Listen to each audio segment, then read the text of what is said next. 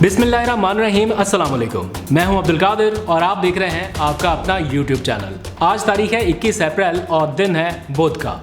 आगाज़ हो चुका है आलमी सतह पर शुरू की गई मुहिम की बड़े पैमाने पर इंटरनेशनल कवरेज हो रही है।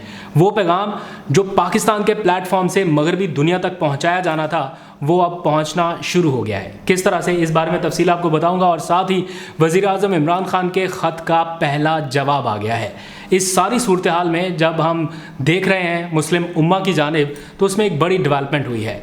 बारिश का पहला कतरा बनने वाला इस्लामी मुल्क कौन सा है, क्या जवाब दिया गया, उस बारे में आपको बताऊंगा और साथ ही TLP के हवाले से उसे अनबैन किया जा रहा है। एक बड़ी पेशरफ्त हो रही है, एक फार्मूला तय किया जा रहा है कि जो उसे कलअदम करार दिया गया है मुस्तकबिल में वो कलअदम ना रहे, अनबैन हो जाए। किस तरह से वो फार्मूला क्या होगा उस पर बात करेंगे और आखिर में शाहिद खाकान अब्बासी की बदतमीज़ी पर जवाबी एक्शन की तैयारी हो रही है। स्पीकर कौमी असम्बली क्या करने जा रहे हैं, आज एक नोटिफिकेशन जारी किया गया है, उसकी तफसील भी आपको बताऊंगा। लेकिन सबसे पहले बात कर लेते हैं बारिश के उस कतरे की, उम्मीद की, उस किरण की जिसकी जानिब हम सब देख रहे हैं। बतौर मुसलमान हम चाहते हैं कि इस सारे मामले में कोई अहम पेशरफ्त हो और तमाम इस्लामी ममालिक नमूस रिसालत पर इकट्ठे हों। उसी हवाले से एक अहम पेशरफ्त हुई है।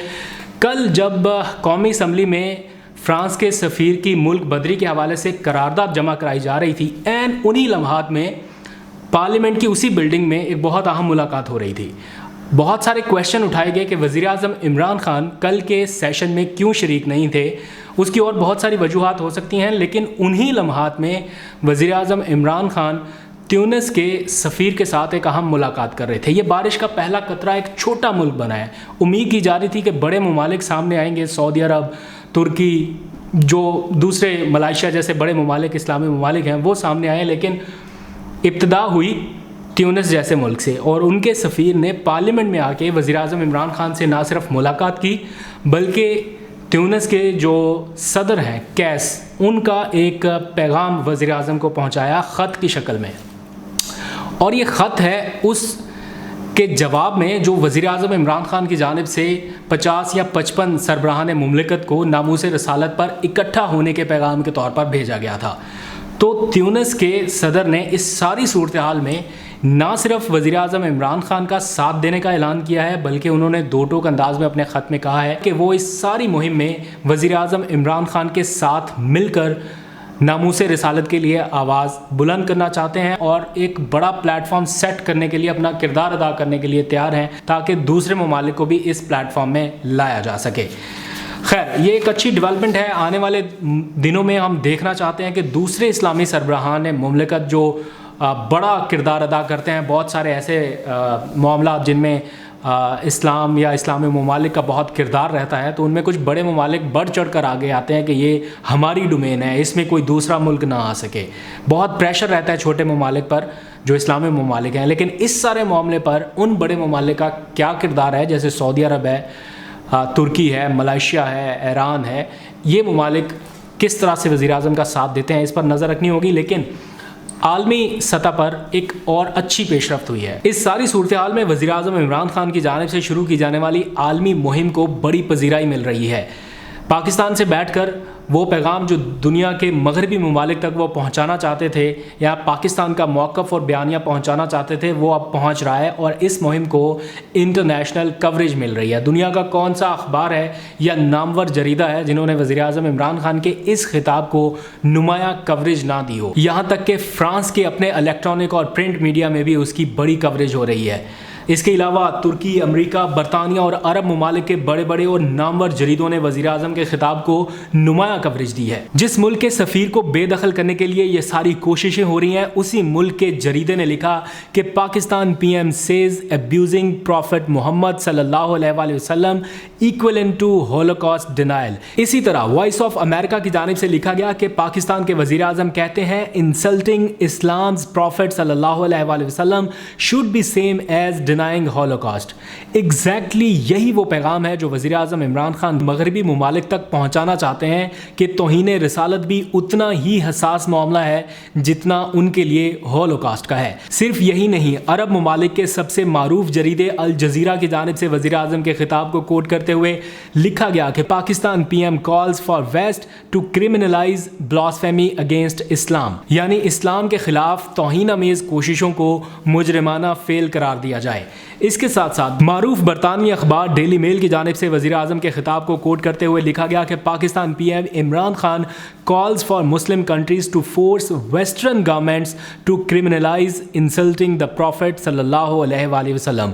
اور بہت سارے مغربی دنیا کے میڈیا گروپس ہیں جنہوں نے ان سارے معاملات کو ہائی لائٹ کیا. TRT ورلڈ ہے، الجزیرہ ہے، اے نیوز ہے، ایشیا لائیو ہے، the voice of America, editor times, بہت سارے اور جریدے ہیں جن کی جانب سے وزیر اعظم کے اس بیان کو نمایاں انداز میں نشر کیا گیا ہے. کہنے کو یہ کوئی بہت بڑی بات نہیں ہے کیونکہ بطور سربراہ مملکت وزیر اعظم عمران خان کا خطاب عالمی جریدوں میں ہمیشہ سے ہی نشر ہوتا رہا ہے، لیکن اس معاملے کے پیش نظر یا حساسیت کے پیش نظر یہ آواز مغربی ممالک تک پہنچانا بہت ضروری تھا، جس کے لیے کوشش ہو رہی ہے.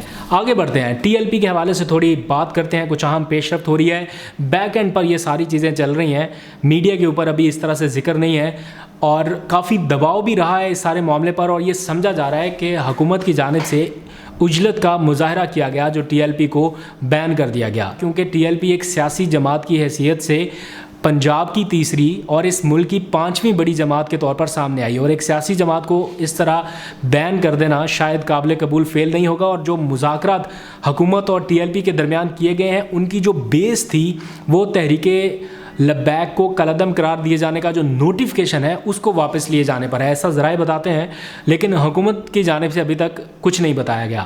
دوسری جانب فارمولا ایک طے کیا جا رہا ہے کہ TLP کو کس طرح سے ان بین کیا جائے گا. بہت سمپل پروسیس ہے. TLP کے پاس 30 دن ہے کہ وہ پنجاب حکومت کو اس فیصلے پر نظر ثانی کی درخواست دے سکتی ہے، کیونکہ وفاقی حکومت کی جانب سے یہ فیصلہ پنجاب گورنمنٹ کی سفارش پر کیا گیا ہے. اب TLP 30 دن کے اندر نظر ثانی کی درخواست دے گی پنجاب گورنمنٹ کو. پنجاب گورنمنٹ یہی درخواست مثبت سفارش کے ساتھ وفاقی حکومت کو بھیجے گی، اور پھر وفاقی حکومت یا وزارت داخلہ ایک خصوصی کمیٹی قائم کریں گے، 3 رکنی کمیٹی.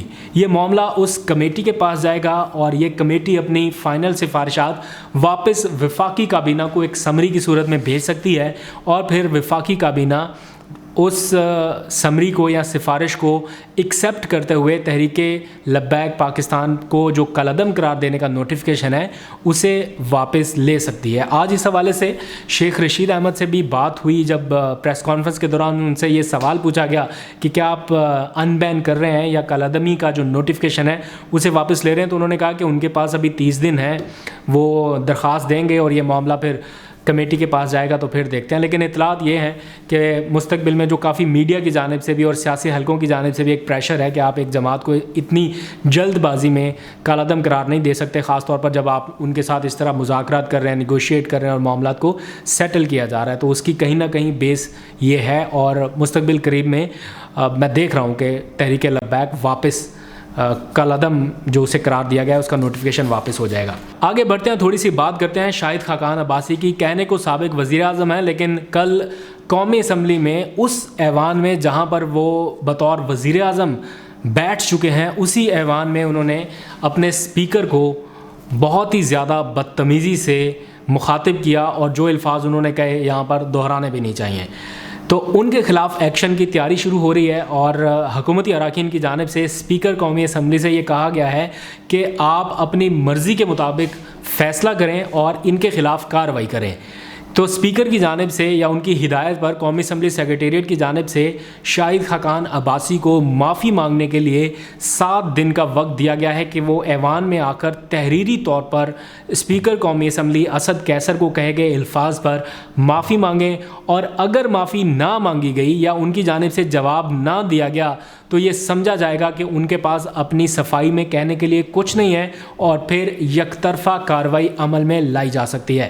اسپیکر کے پاس کیا کیا اختیارات ہیں اس بارے میں آپ کو اگلے ولاگ میں بتا دوں گا، لیکن اگر اسپیکر چاہے تو پھر قومی اسمبلی کا رکن ایوان میں داخل نہیں ہو سکتا، اسپیکر اس پر پابندی بھی عائد کر سکتا ہے۔ جب تک وہ معافی نہ مانگے، اسپیکر کے پاس اختیار ہے کہ وہ اسے ایوان کی کارروائی کا حصہ نہ بننے دے یا اس کی نااہلی کے لیے ایک باقاعدہ ریفرنس بھی بھیجا جا سکتا ہے۔ تو دیکھتے ہیں یہ معاملہ کہاں پر جا کر ختم ہوتا ہے۔ کارروائی کا آغاز ہو رہا ہے۔ ایک دو اچھی خبریں ہیں وہ میں آپ کے ساتھ کل شیئر کروں گا۔ خاص طور پر پاکستان نے اقوام متحدہ کے 3 اہم اداروں کی رکنیت حاصل کی ہے، اور لندن اسٹاک ایکسچینج سے پاکستان کے حق میں ایک بہت اچھی اور بڑی خبر آئی ہے، اس پر کل بات کریں گے۔ آج تک کے لیے اتنا ہی، اپنا خیال رکھیے گا۔ خدا حافظ۔